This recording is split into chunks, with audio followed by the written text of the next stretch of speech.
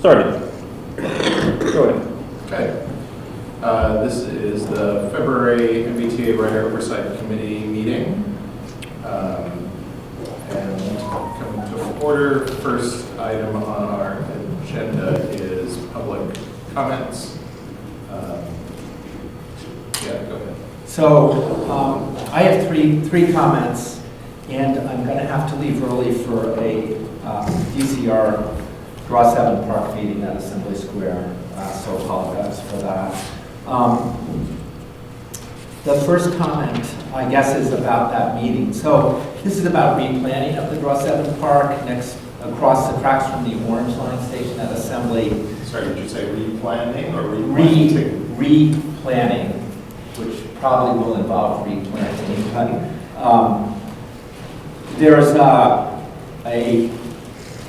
there's an issue with how people get across the Mystic River to Assembly Square from Encore Casino and Everett and beyond.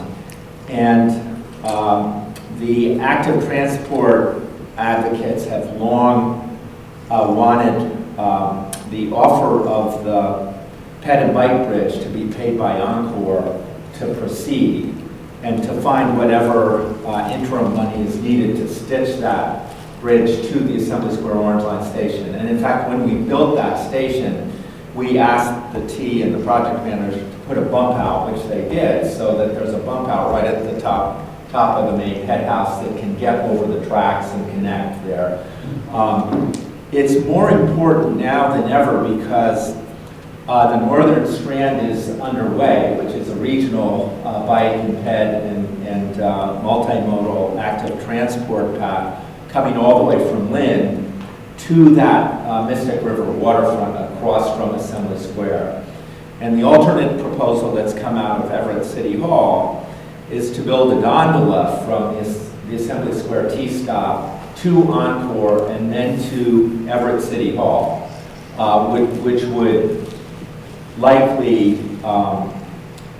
kill for the foreseeable future any ability to connect the Northern Strand and all those communities up to Lynn to the Assembly Square T-stop. And beyond Assembly Square, there's a plan in place. It's not formalized yet or designed, but to get to Sullivan Square and then to Innerbelt and Somerville, where that Northern Strand would meet up with the community path from Lexington, Bedford, all the way to Boston, which is being completed with the Green Line project. So that should be up and done within 2 years. And also in Innerbelt, where the Northern Strand would hook in, the Grand Junction path, which is underway in Cambridge, would come across from BU Harvard Alston, across the Charles, along Grand Junction, up through MIT Kendall, and then also across to meet up in Innerbelt. So there would effectively be four compass points of regional active transport pathway that would be hooked up to transit periodically. Most of the transit lines, in fact, most of the major urban transit lines. And it would be by far the most important bike and ped network in New England. And if the gondola idea goes ahead, this idea will be put on hold. So I just wanted to mention that to folks because from my point of view, connecting active transit to active transportation, walking, biking, whatever, to electrified transportation is the future and is the core of sustainability. So thank you for allowing me to talk about that. I also wanted to mention that, as many of you may have heard, the CDC today advised that they expect the COVID-19 virus to go pandemic, and including community spread in the U.S. They don't think that will be able to be stopped. Just judging on the other countries where it is spreading. It's not going to happen overnight, but it has implications not only for what do we do in general, but it has a lot of implications for transit, especially dense urban transit. And so I think it would be good myself if some of the transit systems in the U.S. work with CDC in a small group to think about alternative ways of approaching that potential crisis in both transit and public health, including perhaps a look back to 2018 and 1918 or so, when the last really big flu pandemic hit the U.S. I think that's actually pretty important. It will affect revenues if it happens on the T. It will affect ridership. It will affect public behavior. I guess I will. Oh, I just also wanted to mention, this came up in the capital meetings a couple times, and actually in the marketing and operations too. I just want, since we've got a couple people who live in Somerville here, I just want to repeat that if we could get a priority light at the bottom of Highland Avenue, where Washington Street is, right now all those buses that go to Leechmere, all of them that come through Somerville to Leechmere stop at Washington Street, and they are held up until all of the cars and trucks and other vehicles go through the light. And with 10 seconds of priority, those buses would jump the queue, and the cars would not be that. Maybe you have one less car be able to get through the light at the end of the line. But it's just ridiculous to waste all the time, not just of the passengers, but of the T assets, and have it just sit there. And it's a perfect setup for that. So thank you. Apologize for going on. No, that's right. Thank you. I'm not sure if you saw from my meeting announcement, but Eric's department is transit priority. Oh, great. Yeah. I mean, this is a really easy one. You said Highland Ave and Washington Street? Yeah, so Highland Ave and Washington Street, the buses come down Highland Ave, it's kind of like an off-ramp, Yeah. and they go under Route 28. Yeah. And there's a nice sheltered area for the bus passengers to get on and off. And then they have their own light out of that to rejoin the traffic. The bus gets to go one bus length ahead, and then it has to wait until all the other traffic has cleared the queue, including usually this is light zone. Okay. The TSP, we actually just on Monday, we hired a traffic engineer, a civil engineer to work on TSP, so I'm looking for things for him to do, so this will be a good thing. So I did bring it up with Brad Watson at Somerville, but he's really busy, because Somerville's got the green line and Green Union Square, but this is a really easy fix. Yeah, the signals, it does, I agree with you, a lot of the signal work sounds easy. And, Well, some of it is, honestly, some of it is. But yeah, well, I'll have Andrew and Yeah, that would be Jay true. look at it. It's always, Somerville, in terms of communities that are willing to work with us for signal cycling, there are some very easier to work with, and others that are more difficult to work with, and it really depends on the capabilities of the controller, so like what's actually in the box. yeah. Because not every signal controller can enable TSP and MID, about a $50,000 piece of equipment that we can replace, which is fine. We have funding to do that, to do certain aspects of that. And then the other big question mark is how much time will the municipality give you in the signal cycle itself? So sometimes the municipality will only give you what they call slack time, so you might only get 3 seconds of priority, which isn't enough to get anything through, right? Other municipalities might completely redo their cycling, and you might get 30 seconds of green extension for the bus or the red truncation. There's a lot of buses that go through that. Yeah, so we have intersections, we have about 40 intersections that are TSP enabled right now, and some are green line and some are bus. And we've had I'll be kind to the agency and say we've had very mixed results with the TSP system. And often it comes down to just the amount of time the municipality is able to give us. Yeah. So, but that's part of hiring on this TSP team is that currently we don't really have the capability within our transit party group to kind of argue back when a traffic engineer from the municipality is saying like there's not any space in the signal cycle. So now we'll be able to run that analysis ourselves with using an individual whose paycheck is MBTA, and hopefully be able to kind of fight using the same tools that the traffic engineers use. Yeah, well, I'd greatly appreciate it if you could look at it and work with folks over there. Thanks. I think that was a great dovetail between your public comment, since you have to leave early, and something that we're going to talk more about anyway, so that was awesome. What time do you have to leave again? I probably should leave at about 5:45. Okay, and we're trying to get you guys out 6 o'clock, 6:15 at the absolute worst, so we'll aim for 6 o'clock. Sounds good. Okay, cool. Just for the record, safety briefing, there's a AED right outside the door, a couple of cords in the middle, watch out for those, and we have to evacuate, exit there, exit here, and we'll meet out on the wine center side of the building. I forget anything from the regular, CPR. Anybody know CPR who would be able to assist? No problem, I'm sure we'll do. Oh, thanks, great. Okay, that should cover all of. Who calls the police in an emergency? Oh, thank you. I'll volunteer to call the police in an emergency. All right. You guys know this? Yes, we do. MBTA takes safety very seriously. Yes, Absolutely. that's true. Yep. All right. So should we just get going? Yeah, I don't have the printed agenda in front of me. So unless I'm forgetting something that was going to come before our guest presentation, I think we're ready for that. That's next. Did you want to, what I Oh, yeah. is to just go quickly and say who we are? Yeah, let's go around the room. And also, I'm Miss Somerville. I'm Wig Seymour from Somerville. I'm Elsa Grieber. I work in life affairs. Betsy Harvey, I work for the Boston Region MBTA. Andrew Clark, also with the MBTA. Carl Seglin, one of the co-chairs, live in Brighton. Nice to meet you. Karen Websick, Rock member, and I live in JP. Stefan Wunsch, co-chair of this group, live in Lynn. Great, yep.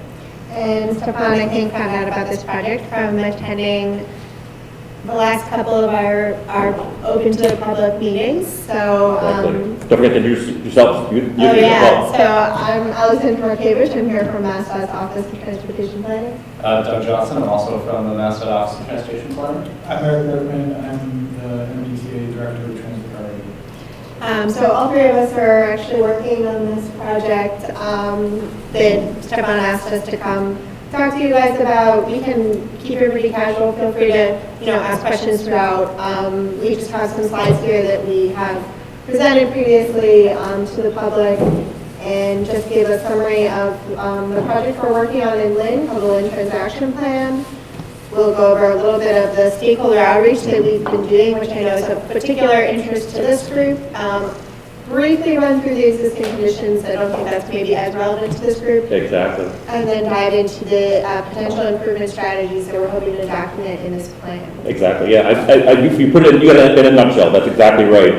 My thoughts for the relevance was not just about what's happening in Lynn, but also how the outreach to the stakeholders seemed to be exceptionally well done. And I think that this particular project and the team serve as a new gold standard for how this type of project work should be done with regard to getting out into the communities and getting everybody on board to participate. I'm going to jump up really. So. Oh yeah. If it's okay with you, I'm going to jump up and I'll dim the lights a little bit, Okay. just so that it makes it a little clearer on the screen. But by all means, go right ahead.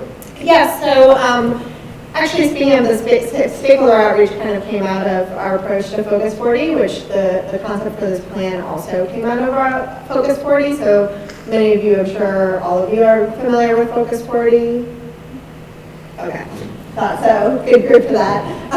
So investment plan for the MBTA that identified priority places. Those are areas in our region for various reasons would clearly benefit and can support higher quality transit service. So Lynn was one of those urban gateway areas where we know that potentially the services that it have do not meet the demand that it could potentially have for transit. And so the purpose of this transit action plan, similar to the one we did in Everett in 2016, is to understand across all of the modes, instead of having a mode-specific plan, across all the modes, how can we look at the needs for folks in Lynn or folks needing to travel to Lynn to identify short, medium, and long-term ways to improve transit service to make it faster, more reliable, and better matched to where they need to go. So this is really that Focus 40 outlook of looking, at identifying what are the challenges and how can we fit our modes, the opportunities we have within our modes to meet those challenges. And also, as always with transportation, the solutions sort of serve larger economic and social goals in terms of leveraging Lynn's position in the regional economy. We met with the advisory committee and put together with project goals. So we want to make sure that any strategy that we document in this plan addresses equity, economic development, and environment. So it's kind of that 3 E's. It's pretty classic, but it's a good litmus test for some of the things that we're recommending. And it's equity is particularly relevant for Lynn, given that it has a large population, it's low income, a large non-English speaking population, and other disadvantaged populations. So that's how we're sort of framing our goals.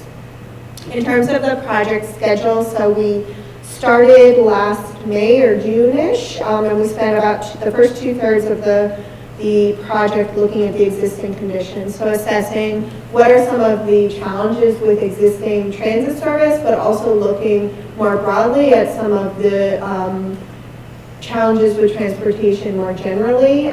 So what are the travel patterns, what are the needs, and how does transit better serve those needs and play a bigger role in the mobility choices. From that, we started to identify different improvement strategies that we're in the process of refining. And in speaking of stakeholder outreach, we've been using different tactics throughout. So the orange stars denote when we've had our advisory committee meetings, and I'll speak more about that on the next slide. So we've had 3 so far and expect to have 1 more. We also had a public meeting last February, but I want to note that wasn't the first public engagement we did.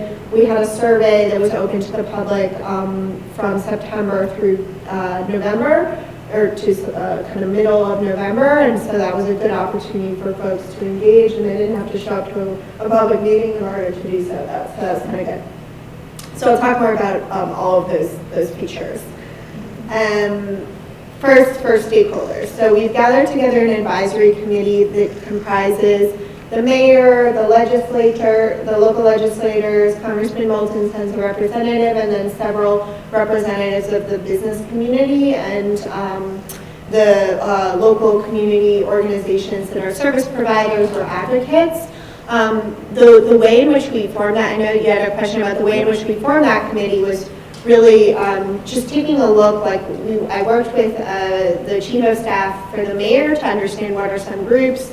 We did some research just to look at what would be a good variety of different representatives that could really speak to different aspects of folks who use transit. So we have a representative from the Mass Senior Action Council, we have a representative from the Latino Business Association, as well as the Chamber of Commerce, from the disability community. So we wanted to make sure it really brought a variety of needs.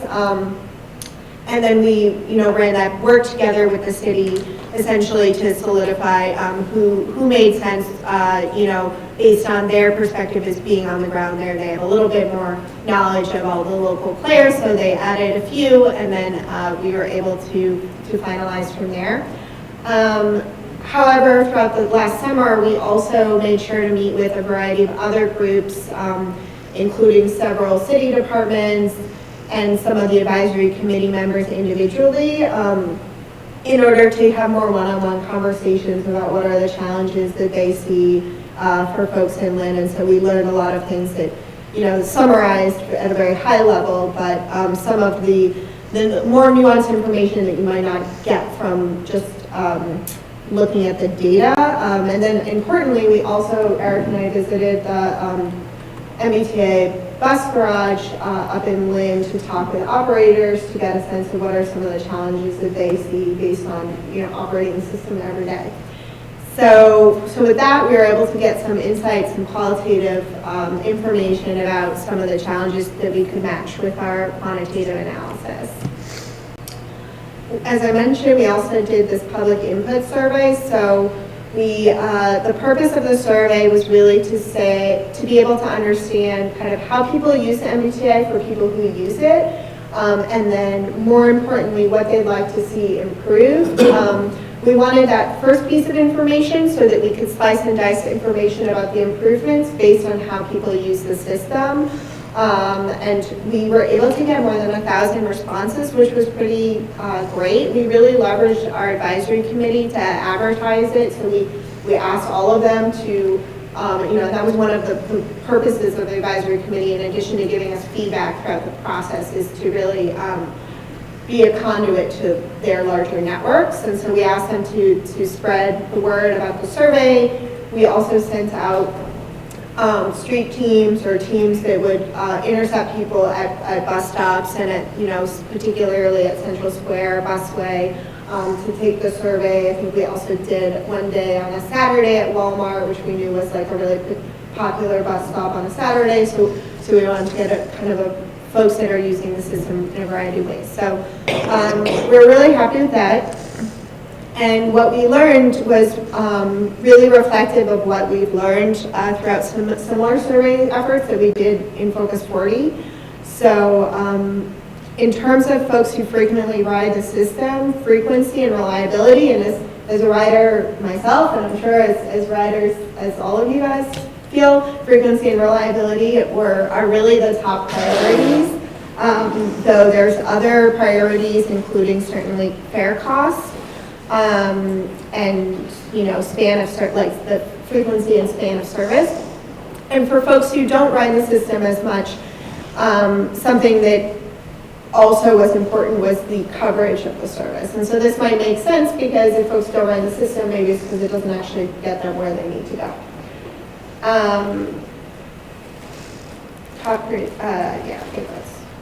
So we also asked some demographic questions so that we were able to divide up the information based on different factors, including income, and we found that folks from lower income households disproportionately use the bus, which is not necessarily surprising, but it's good to be able to quantify.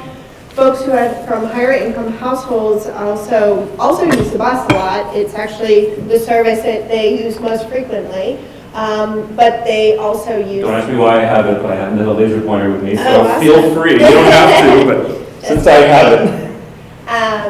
Folks who come from higher income households definitely use the bus as well, but they also use the Blue Line and the commuter rail significantly more than folks from lower income households. We also found that of folks from lower income households, fare cost was one of the top reasons for not using the service more often. Whereas folks from higher income households cited driving, which potentially is more correlated with access to vehicles as well, but driving is a top reason, preference for driving is a top reason for not using it more often. And then finally, we did an open house a couple weeks ago. I know Betsy was there and Stefan was there. We decided with the open house that, the Lynn transaction plan is really just one thing that's going on with the MBTA and with alternative transportation that touches Lynn. There's all these other projects, including bus network redesign, rail vision, what am I forgetting?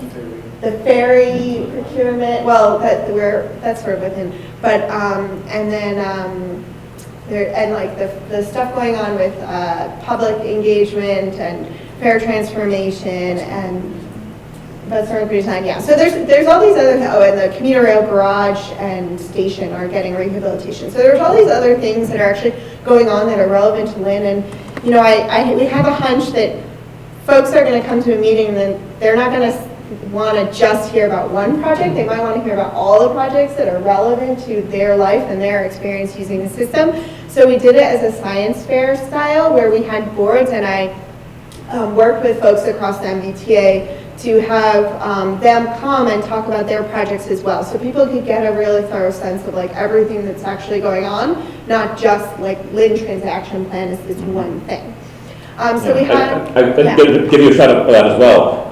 I was shocked in an incredibly positive way the variety of aspects of the MBTA that was represented there, including the Northern Strand Trail, which is, I think you mentioned it's part of this plan, but it's a little bit. And I believe fare policy was mentioned there in a board and some representatives. I mean, it was a wonderful, disparate array of transit aspects that was there. Again, that's part of the reason why I think this sets a new standard for how public outreach should be done. Yeah, and I think, a similar effort was done with Better Bus to have this science fair approach, because it allows for, and so, that's another area in which that approach has been used, because it allows for people to have more individual conversations, also with staff, to learn a little bit more. So the best part about the meeting was that we got really positive feedback, I think, overwhelmingly, so that was really exciting, because that's always really good. So I'll just breeze through our existing conditions, and then we can get to the things that we're actually looking at putting in the plan. And the MBTA currently has a variety of services that reach Lynn. We have the commuter rail. There's 2 stops in Lynn, one that's not currently open to the public because it's on it's on a GE site, but it will be open to the public in the future. Then there's several bus routes, some of which really focus on getting folks to Wonderland or downtown, but others of which serve regional locations like the malls or Salem. And so you have a variety of types of destinations, and the Route 1, the different malls and employment centers up in the North Shore. There's definitely a lot of coverage, but there's a variety in the frequency that people are able to use the bus service. So the highest frequency corridors are really 107, Western Avenue, and the Linway. Other than that, there are some corridors that definitely do not have as much frequency, and so that was a potential area for us to investigate, kind of the potential demand for more additional frequency or changes to those routes. We use the origin destination model to understand how people are using the system. We know that about a quarter of the trips that start in Lynn end up somewhere in rapid transit, so likely Wonderland, a couple of them, maybe a bus to Haymarket and to the Orange Line, but that means about 3/4 though of trips that start in Lynn don't end up on rapid transit, and so there's definitely a big market for using the bus service to get around locally. Let's see, in terms of time of day, people definitely use the system in the peak periods, but unlike other parts of our region, the system is also really well used in the midday and early afternoon. We know from our qualitative stakeholder briefings that a lot of students and older adults use the system, and so it makes sense that there's a lot of use in the midday and early afternoon. We took a look at delay. So the highest areas of delay that we found for the bus were on those corridors with the most service. Well, definitely Western Avenue, and then down here towards Wonderland. And when you fold onto that the number of people who are on the bus at the time to look at passenger hours of delay, those corridors definitely really pop out. In terms of commuter rail, there's service, pretty frequent service compared to some other parts of our system because it's on the trunk section from the Newburyport and the Rockport lines.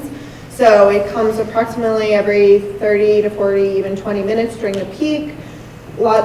Frequency drops off during the off-peak. There are about 600 riders a day, but about a third of those are going actually outbound. So that's something that's also important to consider. 2/3 are going inbound. By the time the train gets to Lynn in the morning, it's usually pretty packed, and so there are definitely challenges with capacity, but there's a lot of capacity in the garage, so that's sort of like a challenge opportunity area. We also used a new data set that we'll be using in the bus network redesign process and other studies that looks mode agnostic. It looks across modes at how people are traveling in general. So the focus is on observed origins and destinations, but you don't know the mode of travel. And so the purpose of analyzing this data set is to understand where are people going so that we can help identify where could transit better serve those trips, where the kind of the density of travel patterns and pairs. What we learned from that is that overwhelmingly trips that start in Lynn end in Lynn, but I'll note that this is not necessarily that abnormal. I think that's true of probably all the communities in the region. I can't say that for certain, but certainly that's what we've been finding. It makes sense in general. Trips are short, and short trips you stay within your community. However, the connection to Boston is also really important. But other than the connection to Boston, the rest of the top origin destination pairs by municipality are the adjacent North Shore communities, which really illustrates this. There's like this ecosphere of need to travel around the North Shore area. This is just a summary of the takeaways from the existing conditions, and this is kind of how we're building out the challenges and opportunities that we will feed into the improvement strategies that we're including in the plan. So as we just mentioned, a majority of the trips are local, but we know that access to Boston is also really important, especially for job access and economic development. The commuter rail garage has, some opportunity, maybe potential for increased frequency on the line, but there is capacity issues and potential to better use the garage, but there is these capacity issues. The bus routes, based on overlaying the travel pattern data with the where the bus routes go, it seems like they serve those important destinations, the malls and the job centers on the North Shore into Boston, but it's possible that the off-peak frequency is not quite high enough to meet that potential demand, especially since we know that midday travel is really important and the buses get stuck in traffic a lot. So now I'll just kind of shift gears into talking about the improvement strategies that we want to document in this plan, and hopefully for some of the short-term ones really move towards implementation as taking seriously the action part of the transit action plan. Yeah, and again, my thoughts about this are not so much on focusing on specifics of what they're proposing in Lynn, but how they went about doing the analysis and coming to the conclusions, which I think, again, is repeatable and should be repeated across other areas of the MBTA service. Yeah, so with rail, I think what we want to do in order to effectively kind of use the resources we have in this plan is really look towards, there's this enormous effort going on with Rail Vision, of which I'm pretty closely involved. So I was very familiar with it, and I think the idea is to really highlight what's going on with Rail Vision as we lay out this plan and really draw out what the implications are for Lynn. So in November, the FMCB endorsed a future with a higher frequency electrified system with improved access based on the findings from the Rail Vision study, and they identified the Newburyport-Rockport trunk for the initial phase. Which would mean, this rail transformation effort or office would be looking into increased service frequency, electrification, and potentially even a connection at Wonderland. That's something we considered in Rail Vision for this line. So that type of analysis and then implementation would be housed within the rail transformation office, and so, but we can draw out in the plan kind of how that's relevant for Lynn, very relevant. In the meantime, the MBTA is also in the midst in capital delivery of procuring a design consultant to rehabilitate the station and garage, which if you have been to the Lynn station recently, it certainly would be a huge benefit regardless of what happens with the rail transformation to have an upgraded station, and so they're beginning that process, and they are definitely going to be looking for public input on that as well. And then Laurel Paget-Seekins has been working on a commuter rail fare zone study that's due to the legislature pretty soon, so be on the lookout for the results of that in terms of fare. And then Senator Crichton had submitted an amendment to the budget last summer to have a Blue Line feasibility study, and so we're deciding to kind of look to that feasibility study when we're writing up the plan. What we are going to do in terms of ferry is use our resources for this plan to conduct a market demand analysis to look at really painting a picture in the plan of how a ferry could effectively complement all the other services there are, the bus and the commuter rail, and what would be the success factors, what would need to happen in order for it to really succeed and to really find a niche and a area in which it could have a robust ridership. But in the meantime, there was an RFP out separate of this process to procure a ferry, and so that closed just this month. And then the Masset's been working with the city on next steps for that. I think the next steps would be identifying certainly the operating resources and a plan. As we mentioned, bus network redesign is also happening, and so through Lynn Transit Action Plan, rather than propose big changes to the bus network, we're just sort of going to queue up our analysis so that it can feed into bus network redesign and look to that process for the bigger picture changes. So that's going to be using the same data that we talked about with the travel patterns. And the process is in the works. The new network could start being implemented, mid-2022, but public engagement on that process is beginning now. In terms of the short term, though, everything we just talked about is pretty potentially capital intensive and requires a little bit of longer term for implementation, mid to long term.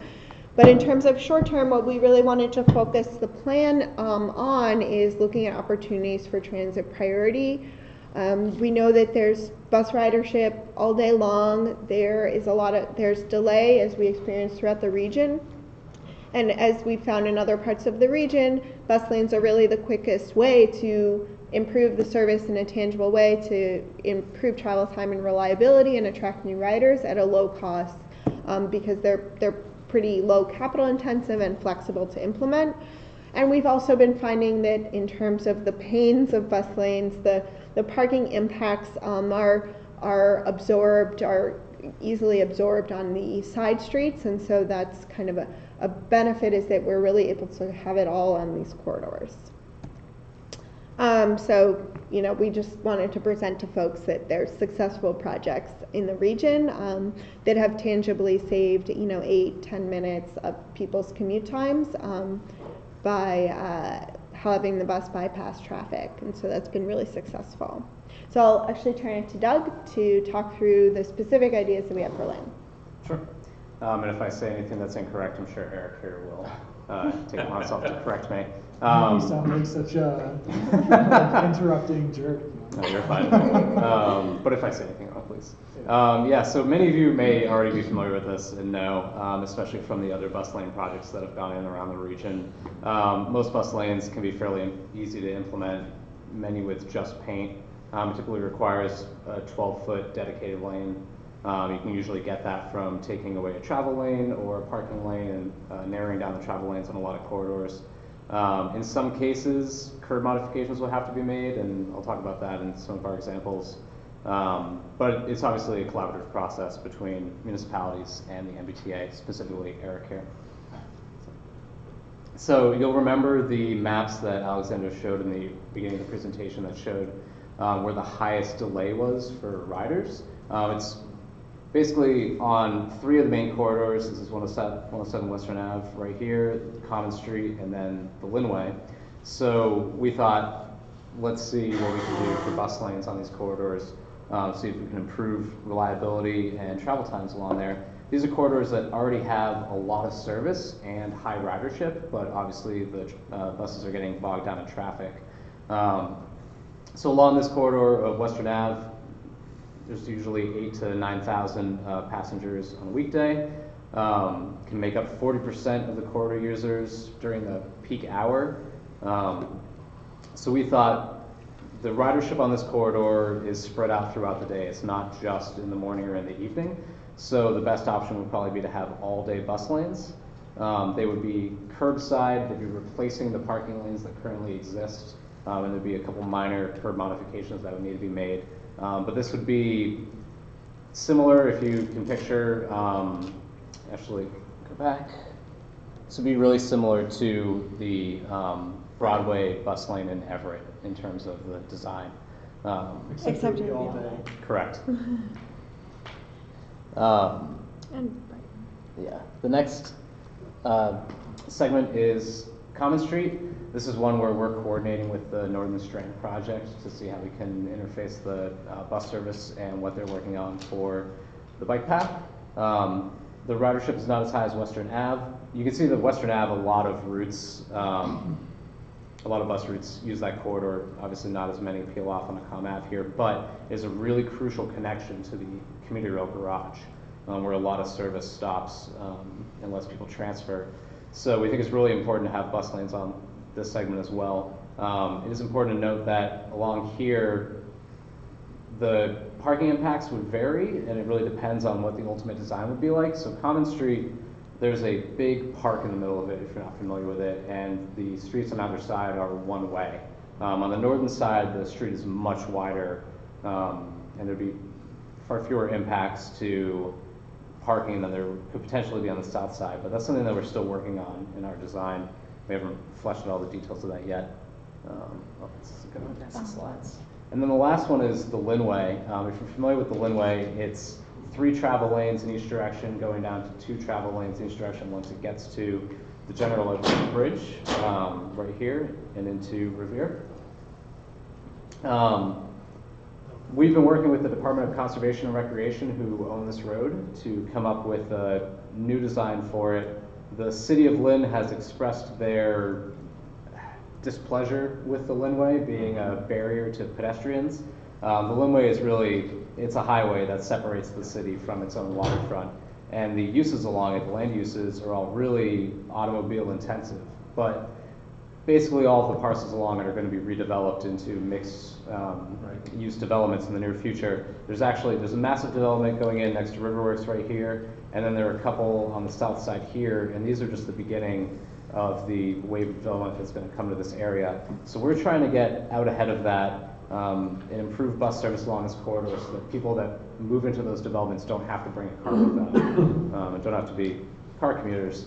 So the concept that we're looking at is center running, where we preserve the existing median and the trees along it, and we'd run the buses up alongside it with boarding islands along the bus lanes for people to disembark. Similar to like what you experience on the Green Line, where the reservation's down the middle, and then you have the station sort of on the side. Yeah. This would be a more capital intensive project than Western Ave, for example, but it's still fairly easy to implement given the existing right of way.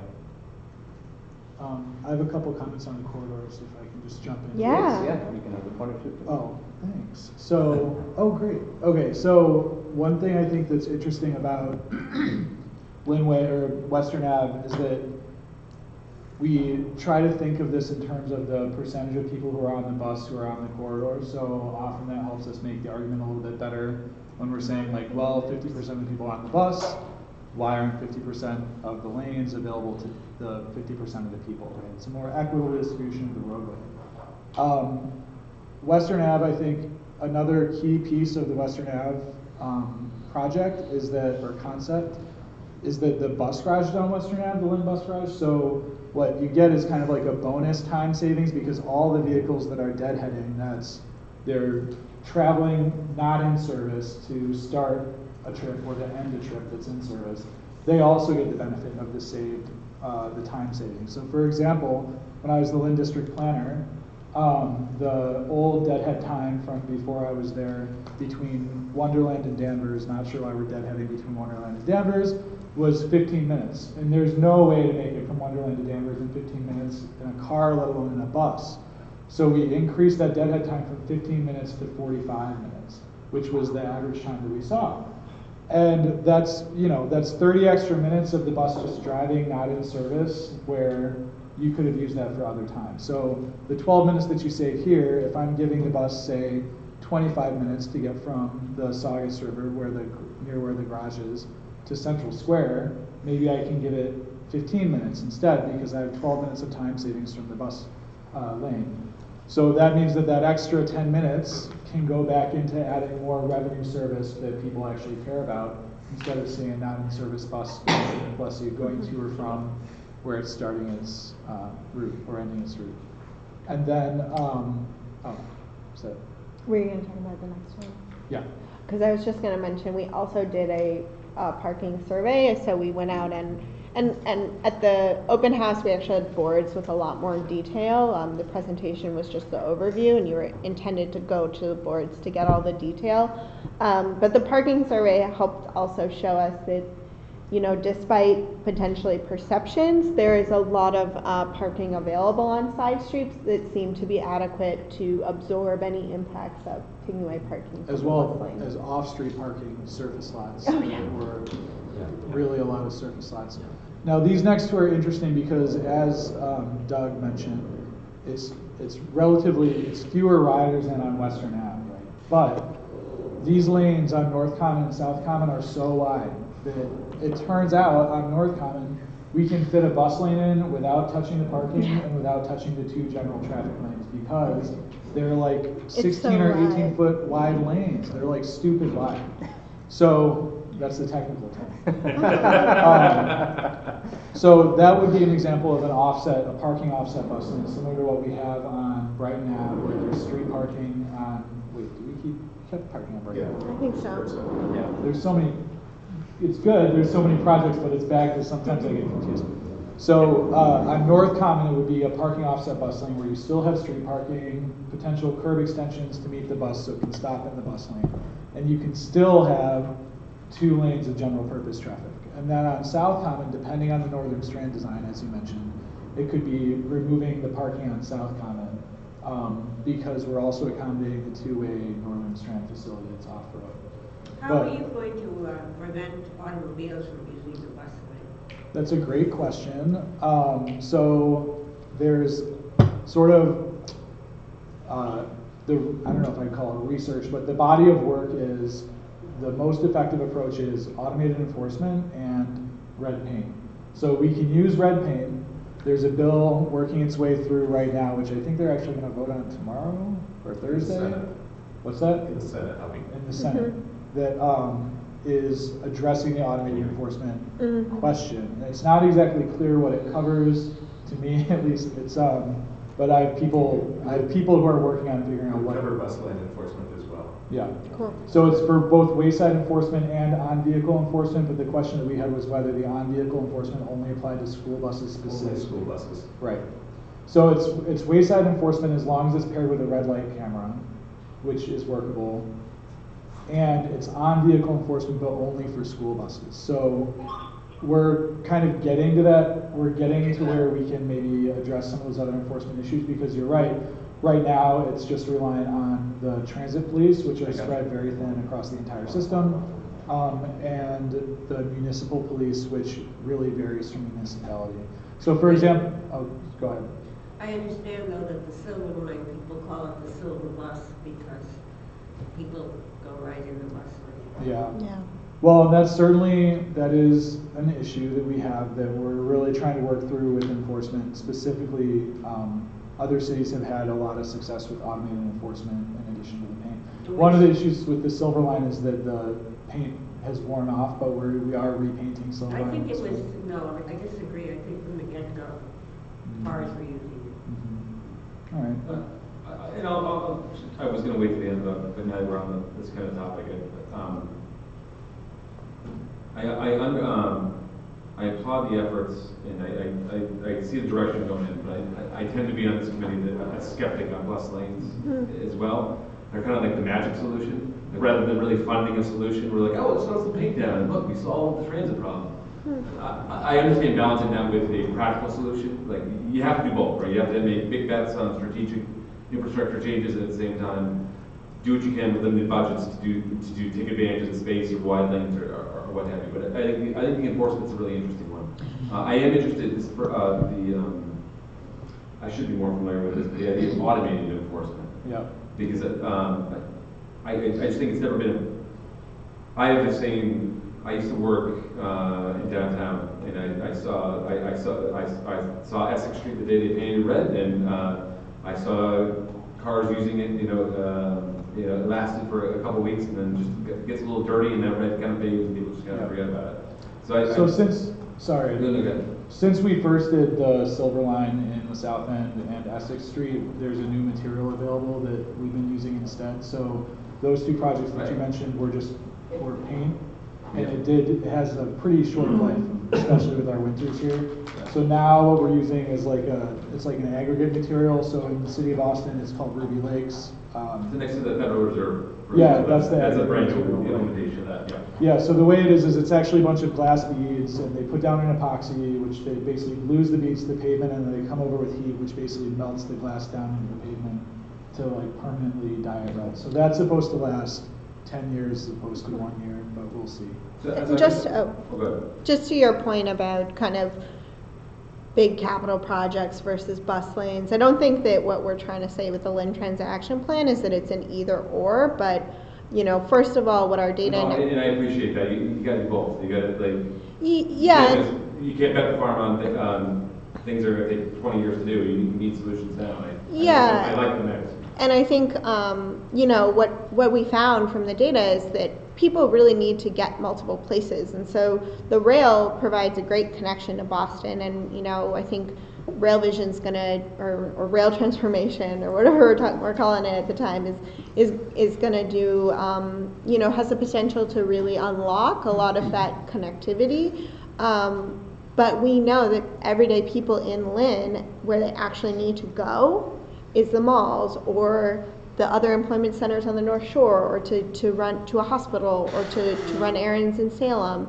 And that, you know, I think we need to look at bus as not just, oh, it's our quick build solution, but it's actually the most effective tool to serve more than just commute trips, to serve the 80% of trip making that really is your errands and your things that are more in a circular kind of regional pattern and that are not necessarily on those like major corridors. And so that's what we're really excited about, I think. And your data proves it. Like I've said this a million times in this committee, but we each kind of have our area of Yeah. I call Stefan Captain Commuter Rail because he is the champion of the commuter rail. I mean, I love I love the commuter rail. I Mr. Rapid Transit. So yeah. So I've always, I would spread subways everywhere if I could, but your data actually proves to me that, unfortunately, I shouldn't be as big of a champion as the Blue Line to Lynn as I should be if 88% of trips are staying within the North Shore. That maybe that isn't the silver bullet that Lynn needs. Maybe bus lanes is closer to a silver bullet than a big giant $1 billion expansion of the Blue Line. Right, I think it's about thinking about, you know, what are the resources, and then how can we mix both the data and what we're hearing from talking to people, and then just think about these new data that we're using are really helping us tell a story that we all know intuitively. Like, we know that actually our commute is just one trip of many that we make every week, and that if you think about like going to the grocery, are we going to get on a rail line to like go to the grocery store or the pharmacy or like the bank? You know, all those trips are really potentially bus, or potentially, I mean, something that we don't talk about a lot in this plan because it's a transit plan, but also, you know, walking and biking, like as pedestrian as it sounds, plays a huge role. Sorry, could not help myself. Could really play a huge role, especially if the conditions were better.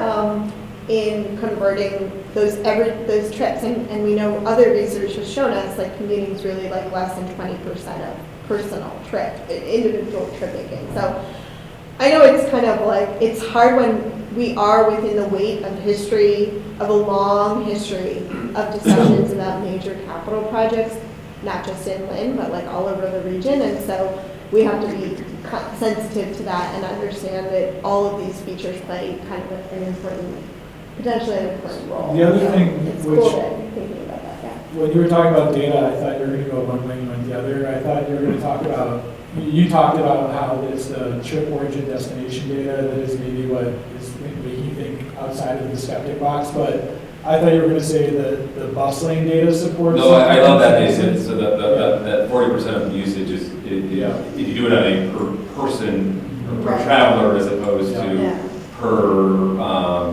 per vehicle. Well, so that's a great lens of equity. Yeah, and I'm talking more about even like the time savings that we see from our bus lane projects. So like right now, like some of the best time savings we see were 8 minutes during a peak, but it's true that on average it's really about 2 minutes or so. But when you ask people how much time did you save in the Brighton bus lane today, they tell you I saved 20 minutes, I saved 25 minutes. And so we're quick to say, yeah, that's the perception of savings versus the actual savings, but I think it's actually what people are trying to articulate is it's the reliability. So you feel like you save 20 or 25 minutes because you used to have to leave at 8 a.m. in order to get to the office by 8:45. And now you can leave at 8:15 to get there by 8:45. So in your mind, you're like, oh yeah, just save 15 minutes or save 20 minutes. But it's because on the worst day where that trip took 45 minutes before, now on the worst day, it's taking 25 minutes. So you still might have some variability there between a 15-minute trip or a 25-minute trip, but the difference is the variability between a 15-minute trip and a 45-minute trip, right? So the time savings that we hear from people, I don't think of it as, I don't think of it in terms of travel time savings, even though they do experience several minutes of travel time savings. I think of it in terms of reliability. I can leave later now because my trip is more reliable. So anyway, we can. I feel like we can just open up. Yeah, so I've got a number of Sorry, I should have opened No, up it's the floodgates. perfect, it's great, yeah. I've got a number of questions and I'm going to run, and you can be short in your answer, so Okay. we'll discuss them more later. So I'm going to bunch them. So commuter rail, I mentioned this to other folks here in our marketing operations meeting, but I've actually been to Lynn probably 30 times on commuter rail in the last year or so. Me too. Because of and so the first thing is that on the platform, last time I was there, the schedule's stolen, right? The window was bent and the schedule was stolen. Most of the people didn't have cell phones and did not know when the trains were coming. This was not morning or, midday. This was midday. And so there are somewhat infrequent users. The signs do not tell you when the next train is coming until the schedule gets really close. But that's a really easy fix. Yeah, that is. And if the commuter rail's a little bit off, it doesn't adjust. It just goes by the schedule. And it only tells you when they're like 3 minutes away. So there's people there. I saw people there like wait half an hour, then they leave, then they come back. And they're asking everybody if they've got an extra schedule or if they can look up what the time of the train was. So that's a pretty easy fix because those signs are very legible. They're terrific. So I want to go to one other thing, and you don't have to answer it too much, but for off-peak, can't you just change the fares in Lynn? I get that in peak, it's difficult because it's already occupied inbound at least. But off-peak, why not just have a local economic advantage area or something that people could, and the contrast between Chelsea, where it's almost fully subsidized, and then Lynn, which is basically the next station, is really great. I mean, downtown Lynn especially does not have a better personal economy. There are a lot of people that are just as low income in Lynn as in Chelsea, and yet the fare skew is way different. Okay, so I'm going to just switch to some data. The existing trips may be all local, but the new multifamily got to Revere about 5 years ago. And it's just now starting in Lynn, right? You got Linco building on the waterfront, you got Procopio across from the station. Are you tracking who those new residents are? Because my guess is they're commuting to Boston and Cambridge and they're looking for cheaper housing. Okay, so first, that's a great idea. Quick fix on the commuter rail, so we'll talk to our friend in real time about that. I told them on the night of the meeting, so I'll fall back. When I'm in Swampscott, everybody knows when the train is coming. For me, it would be helpful to have those signs. So, and I think that one thing we actually found is that it's not just about commuter rail in general. Folks in Lynn, from what we've learned from our qualitative analysis, is have less information just about services. So that's another recommendation that we'll probably include in the report, is just like general communications tactics. Multilingual. Working with multilingual and working with local community groups and service providers to get information about a bit like there even is a train available, for example. Right. On the fares, we're really looking to Laurel's commuter rail fare zone study and the recommendations that come out of that for anything like pilot and short term. So I don't want to kind of step on that. Okay. But I will say that, something I know that she presented to recently about FMCD is really thinking about people-based rather than place-based policies and particularly when it comes to fares, that just because you're, as you said, low-income people in Lynn have a different situation than those in Chelsea because of our geography, but there's low-income people that are all over the region. And so how can we think about fares in terms of people base? And then the third, on the data, so we have the data at the census block group level, so we're not going to be able to isolate like individuals who live in buildings in terms of their trip-making behavior. And we certainly do know that the commute to Boston is important for Lynn. But the real estate information, folks couldn't tell you that. Right, the folks there. But I think what I would kind of think about is that when we look at even trip making in Somerville or in Cambridge or in Brookline, we're seeing the same pattern because, as we mentioned, like commutes are really a small part of our full trip making behavior. And so actually kind of across the region when we're looking at this new data set, a lot of community, I think every single community, the top trip pair is that community to that community, regardless of the income, et cetera. And most of the second top, and when you look even at the neighborhood level, it's like people stay within their own neighborhood. Because you're adding in all of your trip chaining on your way home, going to the grocery store, going to this, going to that, blah, blah, blah. And so, although I think you're absolutely right, like another reason that this plan will play an important role with Lynn is that there is a lot of development. There are a lot of people moving there who are commuting into Boston or Cambridge. And so how can we set different patterns for those folks so that they don't have to drive is going to be important, but also there's equity considerations with that, separate sort of topic. But I'm not sure it would necessarily reflect an entirely different story in the data set. But it's definitely something to consider. But I think that regardless of those data, the connection to Boston we recognize is, or to downtown job hubs is definitely and there's a lot of off-peak jobs like the airport or airport or off-peak. People could take advantage of that, like they have the early morning bus rides. Then lastly, and I'm going to run. I'm sorry. Have you thought of using transponders for your bus lane enforcement? Because they read every single license plate and get a payment on the highways. Yeah, so this is a great question. For our center running concept, when we were talking about the different amenities on the working platforms, we wanted police call box because you can't just run up or down the street. You have to cross no matter how you get off the platform. Then when we brought that to our security department, they said if you're going to have a police call box, then you also need to have cameras so you can look and see what's happening once you call the police.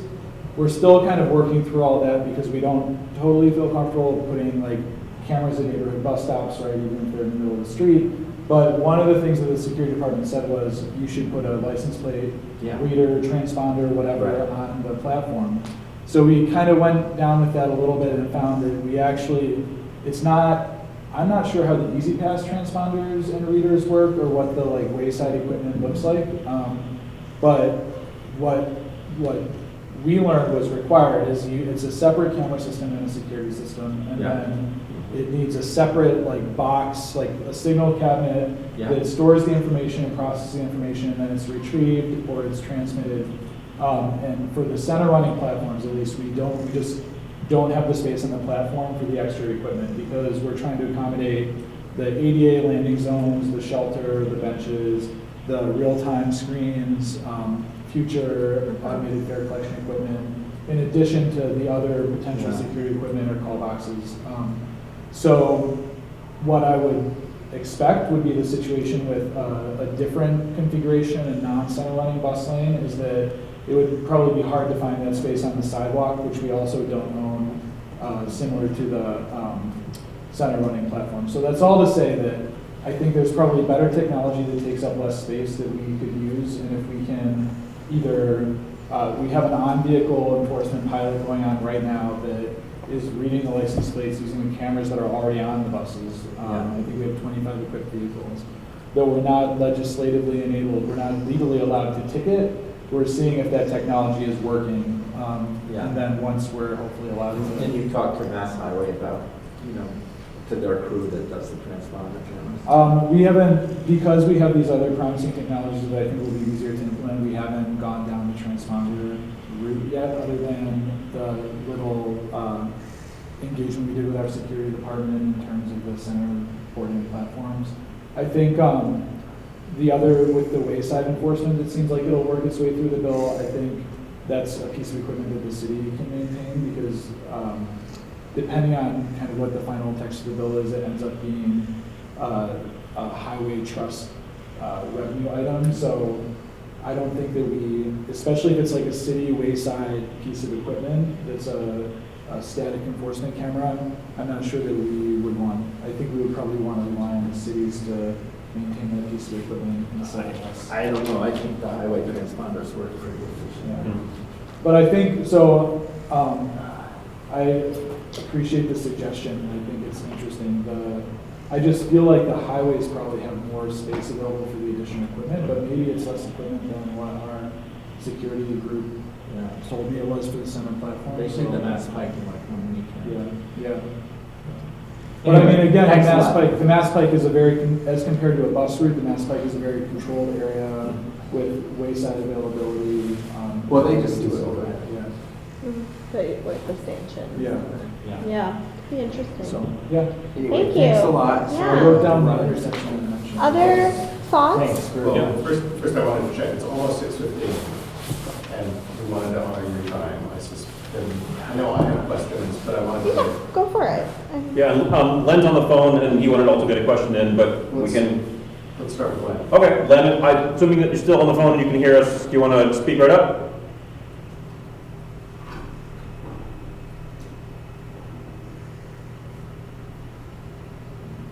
Maybe you can I send it. told him to basically turn down his radio like he's on a call-in show because there's a lag on the YouTube stream. But Len, you're on speaker on my cell phone. Going once. There we go. First, I wanted to say it's interesting to see that Craig is just as cantankerous. We got it. Roger that. That was pretty positive. Go ahead, Can you Len. hear me? Yep, we can hear you. Go ahead. Okay.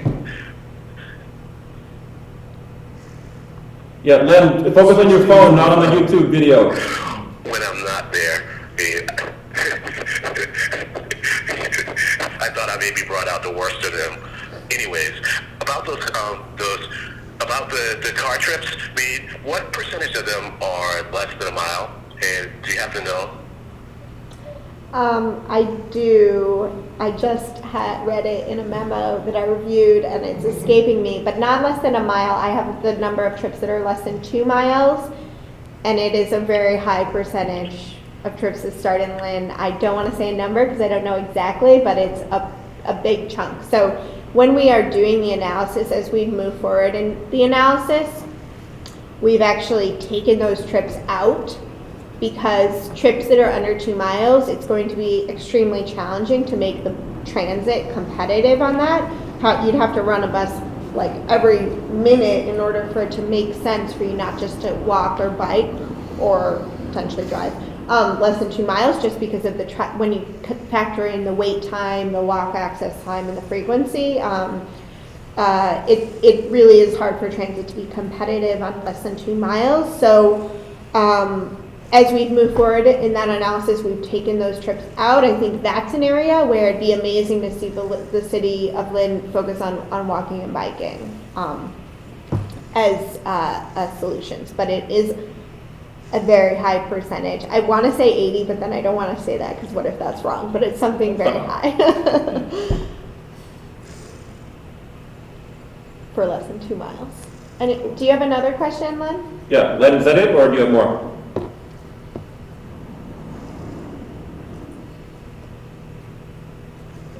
I think he's listening to the YouTube stream, which is 10 seconds behind, so. No worries. Len, why don't you text me if you have any more questions? Thanks.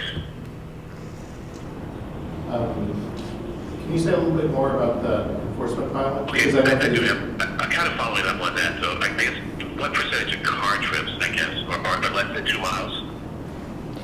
We don't know. So the data set that we're working with is mode agnostic, so it's just the origins and destinations by block group. You could actually have it at a more granular level, but due to privacy concerns, the MBTA and MassSat does not want to own any data that could be potentially identifiable to a particular person. But it's from our cell phones, so the cell phone companies have that, rest assured. Because, especially in urban areas, you know, walking and biking and driving can all kind of take similar amounts of time actually in congested areas. There's not a good way to disaggregate by mode. So it's just origins and destinations and we don't know the mode. Cool. I wanted to follow up. The enforcement in the bus lanes is both an effectiveness issue and just a community support and. Yeah. Just more information in general? Yes. Can you say a little more about the pilot and what? Yep. So I think we have, and I haven't been working as closely with the pilot as my boss has, so I can speak to what I know. But we have, I believe it's 25 buses that are equipped with this technology, which they've been using in New York and I think also in San Francisco. Like the same manufacturer or same type? I believe the same manufacturer. So in San Francisco, I believe they use it to monitor or to enforce bus stopping, standing, parking violations, whereas in New York, I think they use it for bus lane violations. So there's kind of two different use cases there. To my knowledge, we have 25 vehicles that are equipped with this technology that we've been testing out. But it uses the existing cameras on the buses and just processes the images in a different way or something like that. And as far as I understand it, and without the operator doing anything. Exactly, yeah. So I'm not sure about that. I think it's passive. Wes would be much better to talk about this. But what I do know is that because we're not able to do this, we're not actually able to ticket. We're taking it right up to the point where we would be sending a ticket, so processing that, getting the information about the registration and whatever, just to prove that the technology could work, and then, you know, not sending the citation out. And is that being done in multiple areas, or? I'm not sure. It's the way, like, I would expect that it's out of one particular garage because it's a set of buses that are equipped, and it's just easier to manage if it's in one garage, but I don't know for sure. Great, thank you. Okay. I want to throw one last question out. If we're going to lose you in a few minutes. Well, we told you beyond what we thought. And that's the takeaways about the whole process and the engagement. I would love to hear lessons learned, what you do differently next time, what you would absolutely repeat again and again and again. Because like I said before, I think this is a new model for the depth to which the community was engaged, and I think the quality of the output really shows. I mean, I think that We're not done yet. Right. But I think if it wasn't for all of the stakeholders, the broad scope of them being involved, I don't think there would be such a substantial plan that it really, from what I saw at the two different meetings that I attended, it was like everyone's there was head nodding. I mean, there was hardly any naysaying because it's so well developed. And again, I think that's partly because of the outreach and the stakeholders involved. I just said a lot. So takeaways, I think, well, we'll see, you know, because I think one thing that's really important with any transportation project is that, you know, there's only so much that MassSat or the MBTA can do, and it really, the motivation for having like robust stakeholder involvement is that we need local partners in order to do a lot of the things that we, you know, might want to do or that we identify as beneficial to the system. I think the advisory committee model is something that we've been using in our group. The studies we've done, the Rail Vision also had an advisory committee. So has Bus Network Redesign has one, and I think that works really well. Like, I think it works really well because you aren't touching, you have a multiple touch points over the life of a project. So you can kind of bring people along as you go, and that's a way, at least with Rail Vision, we found that folks feel you get a lot of more buy-in that way when people feel invested or that they've had genuine opportunities for feedback before the end result. But the other takeaway is that, like, one challenge with any outreach is that it takes a lot of time and resources, and so you have to build that in to your budgets, and also just have the staff capacity, like, you know, go around and like beg people to, no, not beg, but like, you know, it takes a lot of time to work, to make sure that everyone can be there and that you can like make those points of connection. And I think that it's great that that's able to happen, but it's something that we, you know, one result of that is sometimes things take longer, and that's something that we just have to be okay with. I think there's a lot of sense that we hear that people want change like really, really right now, but they also want to feel bought into the process, and you can't really have both. So, like, I don't know, I don't want to sound, you can have both, but like. I think though, I think I interrupted you. No, it's fine. But I'm going to keep going. So, do it. I think, so with the open house science fair format, that's one thing that we, I don't know if any of you all had the chance to be at the South Boston meeting about the bus lanes to the neighborhood. But a couple years ago. Yeah, about 2 years ago. But we had started to try to do that with that meeting, and we refined it a lot through the Better Bus Project process, where it's kind of, you know, you have the boards out and you have the individual stations with staff members, and what happens is you have 10 boards, which means you need 10 staff members, right? And it's difficult because if you're giving a presentation, maybe you signed one or two who can give the presentation, answer the questions, but the result is people don't feel like they have that individual attention. Like, there's not somebody there who's available to explain something to you in depth and answer your questions. When you don't do an open house. When you're doing a presentation with like the microphone afterwards. So the open house style, we got really good feedback from people with the open house style through Better Bus Project, because, you know, the feedback was like, oh, well, I felt like somebody actually took the time to listen to my concerns and then to explain to me why we were doing what we were doing. I mean, the feedback table, we have people who are there who, if you just don't feel like writing your feedback out, they'll just listen to what you say and write it down on a piece of paper and put it in the box, which I think is an important thing. It helps get more feedback. And what happens in the end is, whereas with an open house or with a presentation meeting with the microphone, the loudest voices in the room are the ones that rise to the top. And with the open house science fair format, where people are giving you thoughtful feedback on a forum, or you're taking it down, and, you know, we take down negative feedback just like we take down the positive feedback. It's not like we write it down and crumble it up and throw it away.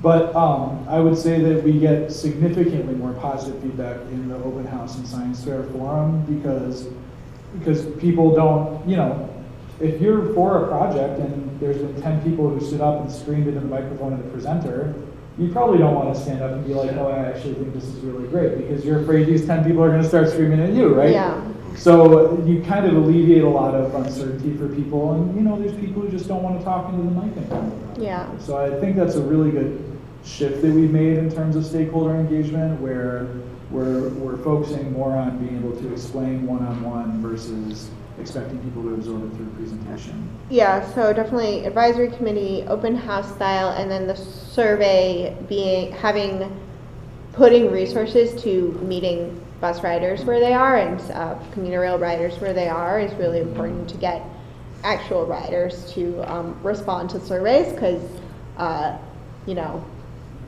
that's just really important to make sure to elevate those voices rather than necessarily kind of some other folks who might have consistently provided feedback. We want to hear from a wider array of people. I think the one thing about the open house style that is really important is that making sure comments are provided in written feedback so that we can log them. I think, you know, when you do have a presentation open and have like a mic where people can give comment, you can transcribe those comments, and that's definitely a challenge in terms of things potentially spiraling in a negative direction. But what's really great about helping people write down their comments or writing them down for them is that then we have that log that we can, work with our advisory committee and the elected officials to really show in writing, like, this is all of the feedback that we're getting, and they're going to be critical to moving forward any of these projects. So having that in writing is really important, and making sure resources are dedicated to like getting that written feedback is really important, I think. Yeah. I got to mention, by the way, I think we said it during the presentation, but the survey responses were well over 1,000 responses. The population of the city, the entire population of the city of Lynn is like 95,000. So they got more than 1% of the entire city of Lynn to respond to this one survey. That's astounding. That's phenomenal. It's not everyone finished it, but yeah. It was cool. I think the advisory. Are you sure Stefan filled it out 800 times? Yeah, that's true. We don't know. We actually did check IP addresses. Only one from me. Yeah. I promise. Did you have something to add? All right. So I'm actually fairly new to MassDOT. I just started a couple months ago. This is the first project that I've worked on, and I think the process has gone really well. I used to be a professional transportation advocate, and I would be the person showing up to meetings, yelling into the microphone, trying to drown out the detractors if I supported something or, vehemently opposing something. And I think that this process is much better than a lot of the processes that I participated in as an advocate, 4 years ago, where you have the present and defend model, as we call it, where you may have a really good idea as the agency, and you have to present it and then defend it from the detractors. But I think this was, as Alexander said, this is a really good way to get buy-in from people. And also, related to the elected officials and showing them that there's support for stuff, when you have the present and defend public meeting, your elected officials come to the meeting and they see the people yelling and they're like, oh, my constituents hate this, like, I'll never support it, and you haven't quantified the support. But when you do the science fair style and you take down everybody's comments, and you can say, well, we had 60 people show up at our meeting and they overwhelmingly supported bus lanes on these corridors, then you get elected officials that are like, all right, I'm willing to take a chance on this. So. Very well said. Yeah, I forget what the exact event was, but a year ago, at another one of the open house events, I think it was at also North Shore Community College. I mean, I just happened to be able to walk our state rep over to talk to Jeff Donovan. Yeah. Which, I mean, you can't do that in any other kind of forum. And I was watching them talk for maybe 15 minutes, and that right there was a great little connection. So yeah, any Thank you. other thanks guys. I have one other item to add, if you don't mind. No. About timeline. So sorry, it's 6:30. Timeline.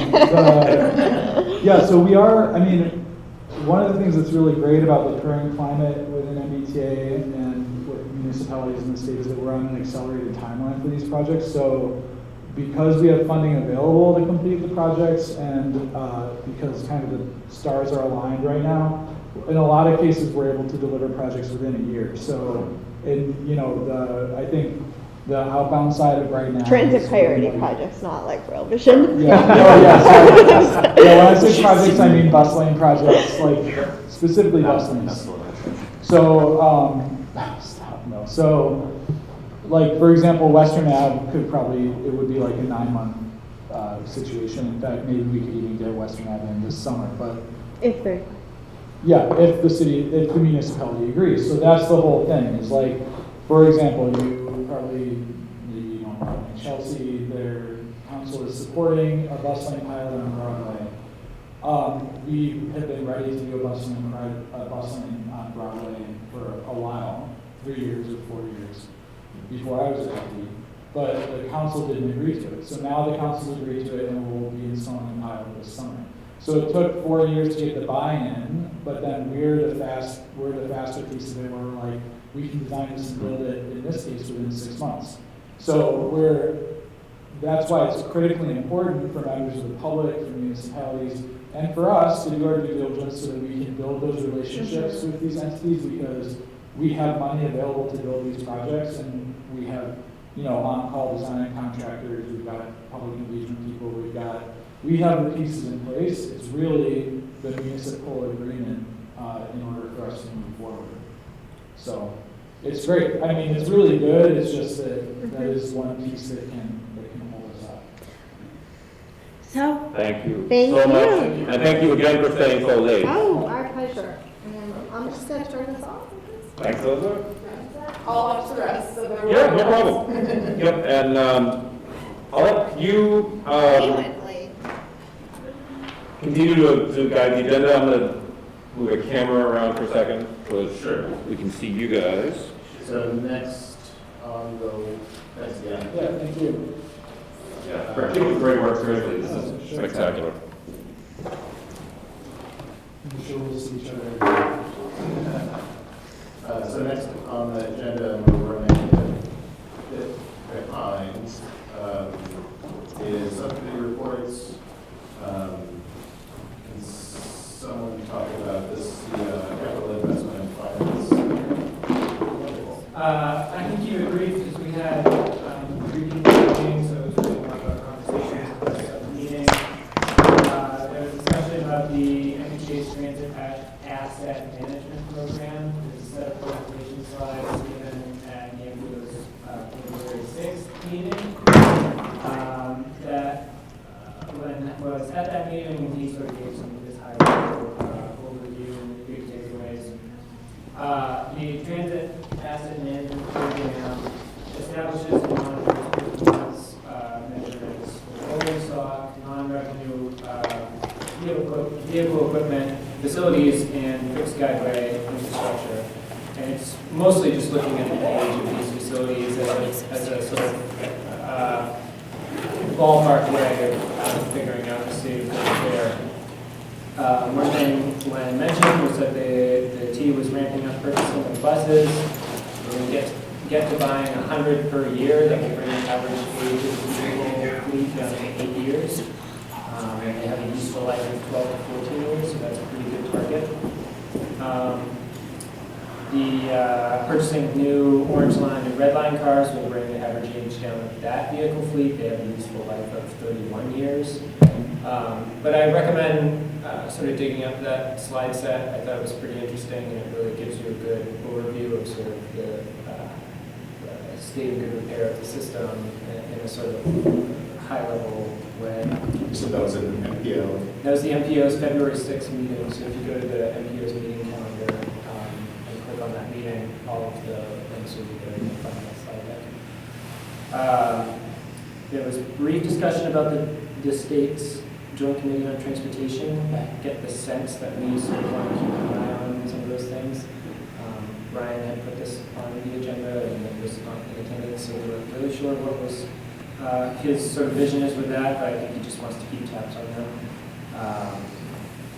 We discussed the gondola to Everett and Casino, as we mentioned earlier. They're generally, I think, opposed. And we wanted to be supportive of Wig and however he wants to move that conversation forward.